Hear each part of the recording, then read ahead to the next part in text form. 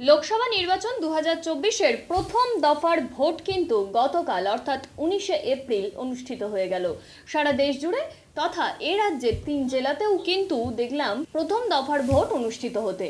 প্রথম দফার ভোট হলো এ রাজ্যের 3 জেলা আলিপুরদুয়ার, কোচবিহার, জলপাইগুড়ি। এই 3 জেলাতে কিন্তু ভোট প্রক্রিয়া হলো এবং সকাল থেকেই ভিন্ন ধরনের চিত্র কিন্তু আমরা দেখতে পেলাম বিভিন্ন ভোট কেন্দ্রে।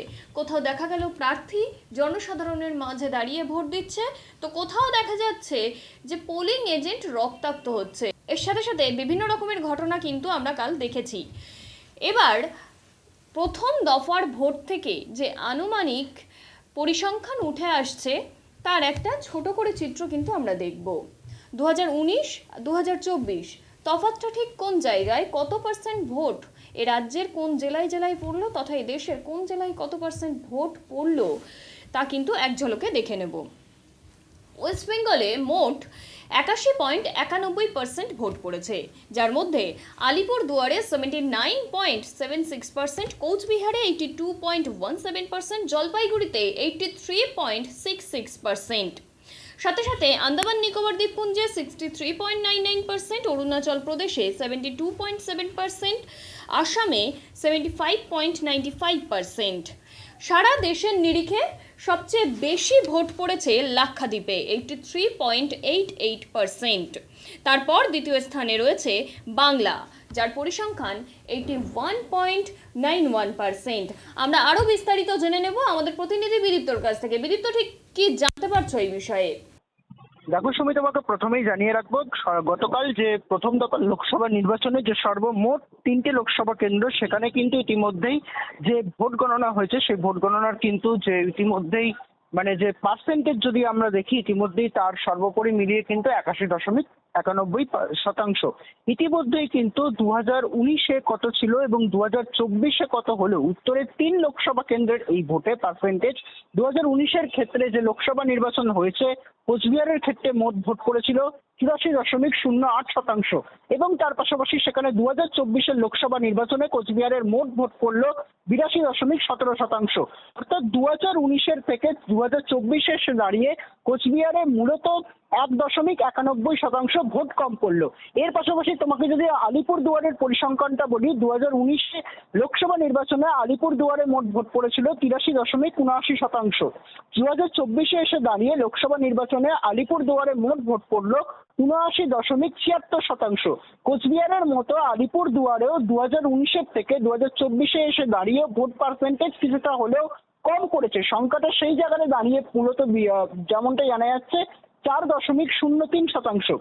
এর পাশাপাশি আরো বলে রাখা ভালো, 2019-এর লোকসভা নির্বাচনে যদি জলপাইগুড়ির দিকে নজর রাখি, সেখানে মোট ভোট পড়েছিল 86.51%।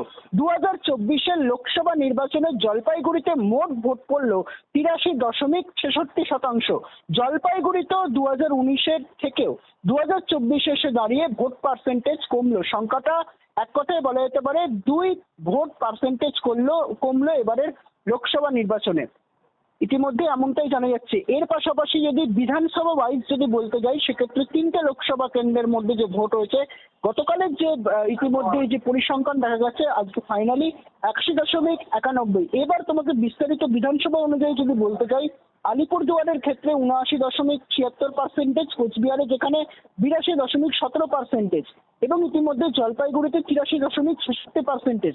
বিধানসভা অনুযায়ী যদি পুনর্বিশ্লেষণ করতে যাই, আলিপুরদুয়ার 12-র ক্ষেত্রে মূলত ভোট পরিসংখ্যান দাঁড়িয়েছে 81%। কোচবিহার দক্ষিণ 4 সেক্ষেত্রে যে বিধানসভা রয়েছে সেক্ষেত্রে দাঁড়িয়ে কিন্তু মোট সেখানে ভোটের পার্সেন্টেজ পড়েছে 80.84%। কোচবিহার উত্তর 3 এই বিধানসভার কেন্দ্রে যদি নজর রাখি, তাহলে সেক্ষেত্রে দাঁড়িয়ে মূলত ভোট পার্সেন্টেজ পড়েছে 84.3%। ডাবগ্রাম ফুলবাড়ি গুরুত্বপূর্ণ, কারণ ডাবগ্রাম ফুলবাড়িতে একটি অশান্তির পরিবেশ তৈরি হয়েছিল। ডাবগ্রাম ফুলবাড়ি 19 নম্বর এই বিধানসভার ক্ষেত্রে মূলত পড়েছে ইতিমধ্যেই 80.66%।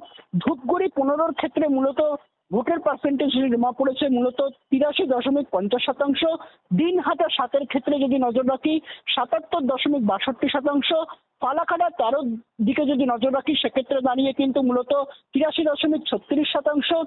জলপাইগুড়ি 17-র ক্ষেত্রে যদি নজর রাখি সেক্ষেত্রে দাঁড়িয়ে 83.30%, কালচিনি 2-এর ক্ষেত্রে যদি নজর রাখি সেক্ষেত্রে দাঁড়িয়ে 74.83%, কুমারগ্রাম 10-এর ক্ষেত্রে যদি নজর রাখি সেক্ষেত্রে দাঁড়িয়ে 81.47%, মাদারিয়ার 14 নম্বর যে বিধানসভা রয়েছে সেক্ষেত্রে দাঁড়িয়ে যদি নজর রাখি সেক্ষেত্রে দাঁড়িয়ে তার যে পরিসংখ্যান যে শতাংশ সে দাঁড়াচ্ছে 73.81%, মালকুড়ির ক্ষেত্রে যদি নজর রাখি সেক্ষেত্রে দাঁড়িয়ে 79.61%, মাথাভাঙা 2 83.71%, ময়নাগুড়ি 16 বিধানসভার ক্ষেত্রে যদি নজর রাখি সেক্ষেত্রে দাঁড়িয়ে 87.35%, মেকলিগঞ্জ 1-এর ক্ষেত্রে যদি নজর রাখি 85.12%, নাগরাকাটা 21 নম্বর যে বিধানসভা রয়েছে 75.67%, সেখানে নাটাবাড়ি 8 যেখানে সেক্ষেত্রে দাঁড়িয়ে সেখানের যে পরিসংখ্যান সেখানে মূলত উঠে আসছে 86.42%, রায়গঞ্জ 18-র ক্ষেত্রে মূলত যদি নজর রাখি সেক্ষেত্রে দাঁড়িয়ে কিন্তু 86.89%, সিতাই 6-এর ক্ষেত্রে 78.70%, শীতলকুচি 5-এর ক্ষেত্রে 84.57%, তুফানগঞ্জ 9-এর ক্ষেত্রে 87.04%। এর পাশাপাশি 18 নম্বর যে রায়গঞ্জ বিধানসভা রয়েছে তার ক্ষেত্রে মূলত ভোট পড়েছে 86.89%। সব মিলিয়ে কিন্তু মূলত ভোটের পরিমাণ ওয়েস্ট বেঙ্গলে গতকাল যে প্রথম দফার যে নির্বাচন দেখা গেছে 3টে লোকসভা কেন্দ্র মিলিয়ে, যার মধ্যে উল্লেখযোগ্য জলপাইগুড়ি, আলিপুরদুয়ার এবং কোচবিহার, তার সার্বিকভাবে পরিসংখ্যান যদি বলি এই মুহূর্তে দাঁড়িয়ে কিন্তু পুরোপুরিভাবে ফাইনাল যেটা সেটা হচ্ছে 81.91% ভোটের পরিমাণ। সুমি। ধন্যবাদ বিদীপ্ত, তুমি সাথে থাকো আমাদের, আমরা আরো খবরের আপডেট তোমার কাছ থেকে নিতে থাকবো।